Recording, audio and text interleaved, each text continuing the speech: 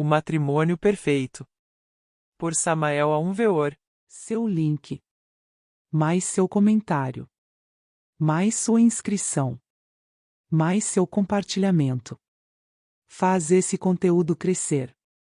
Nossa imensa gratidão. Conclusão. Meus amados irmãos e irmãs do movimento gnóstico, concluímos este curso de ensino esotérico e estava pensando terminar estas reuniões, entrar agora em um recesso, mas vejo que estas reuniões são uma necessidade espiritual para todos nós, e por isso, acredito que o melhor é que sigamos reunindo-nos todo dia 27 de cada mês. Assim falava eu em 27 de julho do ano de 1961 na casa de um distinto homem de ciência. Naqueles dias tinha terminado o Matrimônio Perfeito e simultaneamente havia concluído um curso de ensinamento sexual esotérico que tinha ditado para um grupo de estudantes gnósticos Rosa Cruz. O motivo pelo qual pensei terminar as reuniões esotéricas no México foi o desencanto. A princípio, a sala de reuniões estava cheia de pessoas. Todos gozavam estudando os mistérios do sexo e a senda do matrimônio perfeito. Depois, conforme passavam os dias, as pessoas já não lhe interessavam o matrimônio perfeito nem a magia sexual. Cumpridos 2 anos de reuniões, os assistentes esotéricos chegados a ditas reuniões podiam ser contados nos dedos da mão. Em tais circunstâncias, eu considerei que era inútil seguir ditando conferências. Minhas intenções eram terminar essa noite com conferências e reuniões. Mas, algo notável me ocorreu essa noite. Senti-me cheio de um amor imenso, grandioso, sublime. Meu coração se encheu de dor ao recordar a ideia de deixá-lo sós. Foi então quando resolvi não terminar com as reuniões e seguir adiante com os poucos. Quando voltei a casa recebi uma mensagem telepática do templo de Chapultepec. Ordenou-me que eu saísse de casa e me trasladasse imediatamente ao bosque de Chapultepec. Eu obedeci a ordem e saí de casa rumo a este bosque maravilhoso do qual fala o mestre Wiracocha em sua novela Rosa Cruz. O castelo de Chapultepec brilhava maravilhosamente com suas milhares de luzes. As avenidas e a arquibancada central estavam solitárias e as portas hermeticamente fechadas.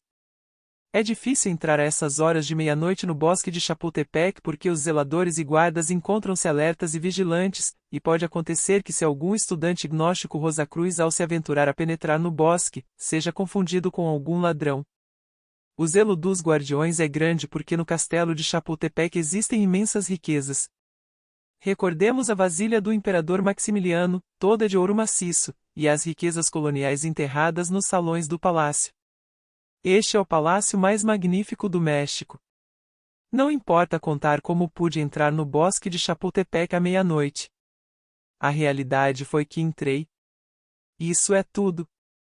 Andei por uma avenida circundando o cerro de Chapultepec, seguindo a direção das fontes que o presidente Madero construíra. O caminho estava deserto e a noite escura. Passei algum tempo aguardando um sinal combinado. O tempo me pareceu longo, mas ao final chegou alguém que falou por mim e tudo se ajeitou. O adepto superior do templo me ordenou para entrar e sem mais delongas entrei. O templo está situado dentro do cerro de Chapultepec. Dito templo foi visível em outros tempos para os astecas, mas depois, com a chegada dos espanhóis, entrou em estado de anginas. Neste templo está o império de luz e fé dos Nahuas. 2 guardiões de espada desnuda guardam a entrada e ninguém pode entrar ali sem ordem superior. Aquela noite foi de imensa dita para mim. O templo estava inundado por uma luz de imaculada brancura. Era luz compenetrada de vida e espírito. Luz que não fazia sombra por nenhuma parte. Esta luz sai de um sacrário. Dentro de semelhante luz se sente a alma cheia de felicidade verdadeiramente indescritível. Um anjo penetrou comigo no templo e tomou assento. O adepto superior do templo nos mostrou alguns quadros belíssimos cheios de vida e movimentos. Estes quadros abundam muito nas lojas brancas. Já Franz Hartmann nos falou em seu livro intitulado Uma Aventura na Mansão dos Adeptos Rosa Cruzes sobre este tipo de quadros que ele viu no Templo Rosa Cruz de Boemia. As figuras deste tipo de quadros estão cheias de vida e movimento. Este é a chamada arte régia da natureza. O superior do templo, vendo nossa admiração pelos quadros, se dirigiu ao anjo e logo a mim, dizendo-nos: é proibido a vocês tocar estes quadros. O anjo obedeceu fielmente à ordem, e eu francamente me senti tentado a tocá-los.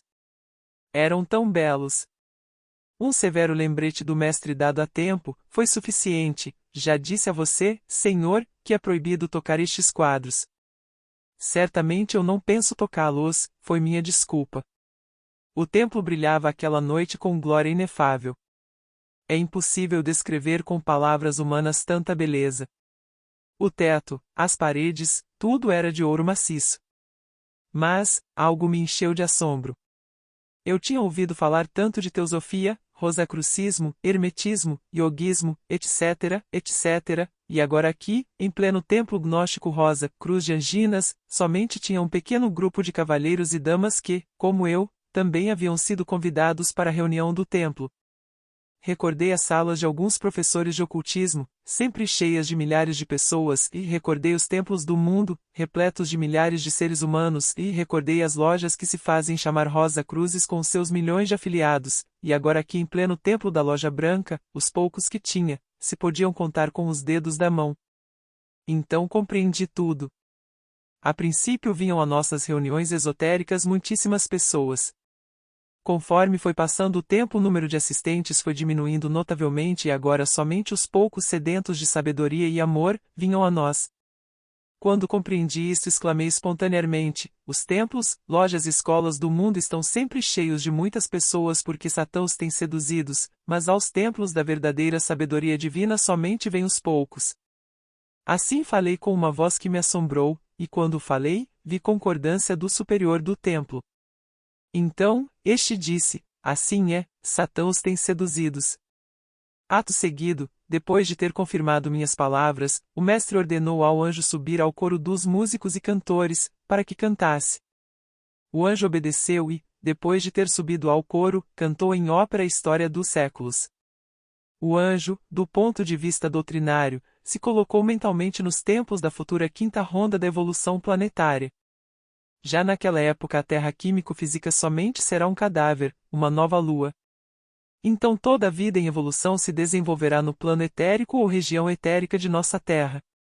As 7 raças de carne e osso já não existirão e terão sido extintas. O anjo cantou com uma voz tão inefável que parecia a flauta encantada de Mozart. Todo o meu ser entrou em êxtase. Escutar um anjo cantar é algo que jamais na vida pode ser esquecido. O anjo, situado mentalmente na Terra futura da quinta ronda, relatou em ópera a história da evolução terrestre.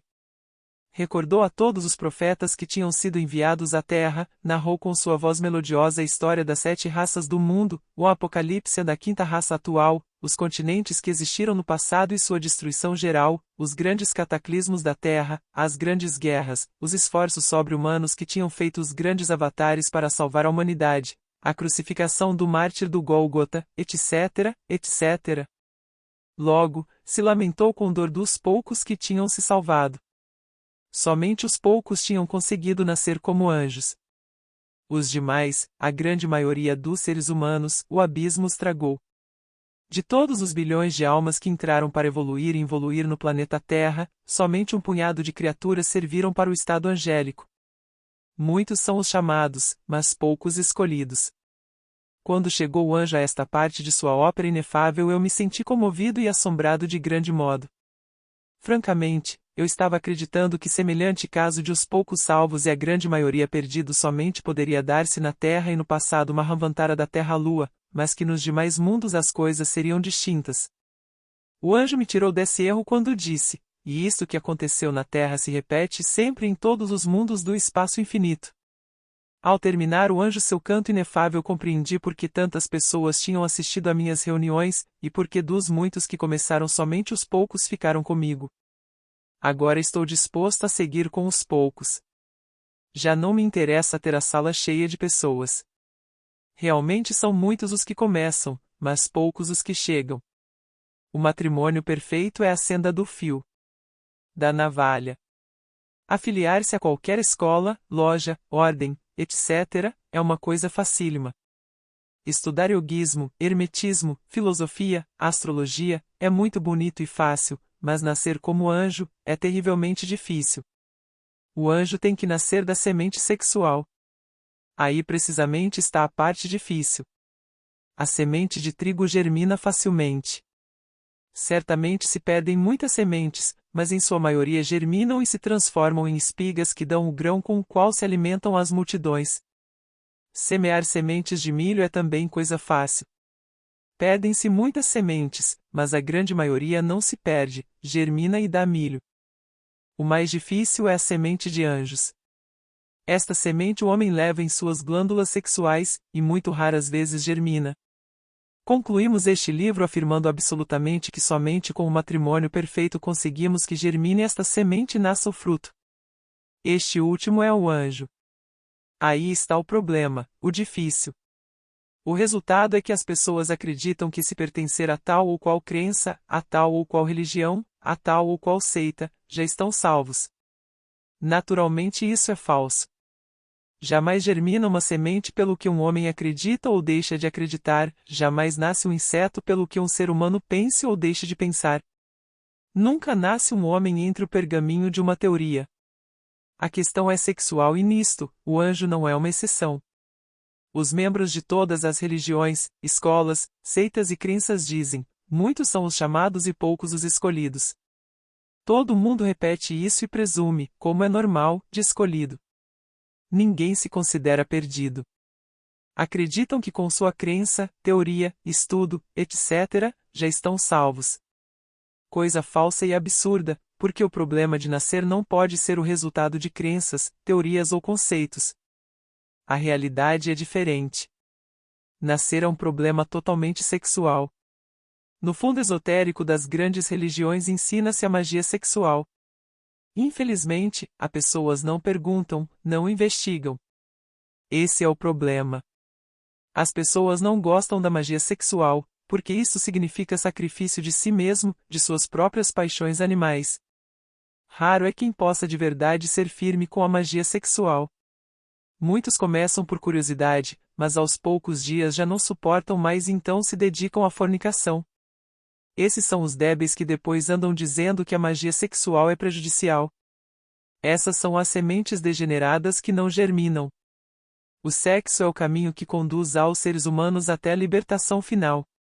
Se alguém pensa que pode existir alguma outra senda diferente para a autorrealização, é claro que se encontra totalmente equivocado. Esta é a lei para todos os continentes, mundos e espaços. Falemos agora um pouco sobre Selene. Certamente hoje a Lua é um cadáver, mas antes de que morresse foi um mundo que teve mares muito belos, vegetação exuberante, pessoas de toda espécie, etc., etc., etc. Desafortunadamente, as multidões lunares se converteram em demônios, somente um punhado de criaturas humanas alcançaram o adeptado prático. Em nosso planeta Terra o resultado será o mesmo. Somente um pequeno grupo de pessoas nascerá como anjos. Podemos afirmar, sem temor de errar, que a humanidade da Terra será tragada pelo abismo. Os teósofos se equivocam quando afirmam que todos os seres humanos chegarão à liberação. Esse conceito não é aceito pela loja branca porque é falso. Equivocam-se aqueles que acreditam que acreditando em tal ou qual coisa serão salvos. Esse conceito é falso. Equivocam-se aqueles que acreditam que com o sistema fole do pranayama e a filosofia, podem ser salvos.